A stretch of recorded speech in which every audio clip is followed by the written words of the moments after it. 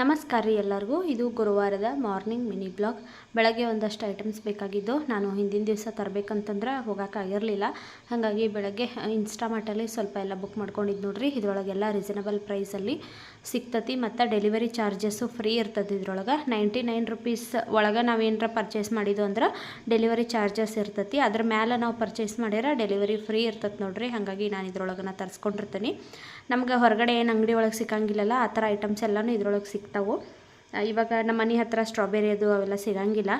ಹಾಗಾಗಿ ನಾನು ಇದ್ರೊಳಗೆ ಬುಕ್ ಮಾಡಿರ್ತೇನೆ. ಇದ್ರೊಳಗೆ ಯಾವಾಗಲೂ ಸಿಗ್ತಾವೆ ನೋಡ್ರಿ. ಸ್ಟ್ರಾಬೆರಿ ಸಾನ್ವಿ ಫೇವ್ರೇಟ್ ಅವ. ಹಾಗಾಗಿ ಒಂದಷ್ಟು ಐಟಮ್ಸ್ನ ಬೆಳಗ್ಗೆನ ಏನೇನು ಬೇಕಲ್ಲ ನಾಷ್ಟಕ್ಕೆ, ಆಮೇಲೆ ಸಾನ್ವಿಗೆ ಸ್ಕೂಲಿಗೆ ಹಾಕಕ್ಕೆ ಎಲ್ಲನೂ ತರಿಸ್ಕೊಂಡಿದ್ನಿ. ತರಿಸಿ ಇವಾಗ ಹಣ್ಣನ್ನೆಲ್ಲ ನೋಡ್ರಿ ಒಂದು ಬೌಲೊಳಗೆ ಉಪ್ಪು ಹಾಕಿ ಅವನ್ನ ತೊಳ್ಯಾಕತ್ತೀನಿ. ತೊಳೆದಕ್ಕಿಗೆ ಕ್ಲಾಸಿಗೆ ಅಂದ್ರೆ ಸ್ಕೂಲಿಗೆ ಕೊಟ್ಟು ಕಳಿಸ್ಬೇಕು.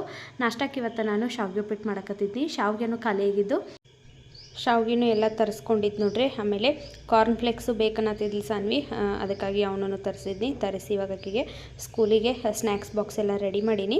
ಆಕಿ ಸಜ್ಕ ಮಾಡಿಕೊಡಂತಿದ್ಲು. ಆಕಿಗೆ ಸಜ್ಕ ಮಾಡಿ ತಿನ್ನಿಸಿ ಆಕಿನ ಸ್ಕೂಲಿಗೆ ಬಿಡಾಕೊಂಟೇನಿ. ನಾವು ನಾಷ್ಟಕ್ಕೆ ಇವತ್ತು ಶಾವಿಗೆ ಉಪ್ಪಿಟ್ಟು ಮಾಡ್ಕೊಂಡೇವು ನೋಡ್ರಿ. ವಿಡಿಯೋ ಇಷ್ಟ ಆದ್ರೆ ಒಂದು ಲೈಕ್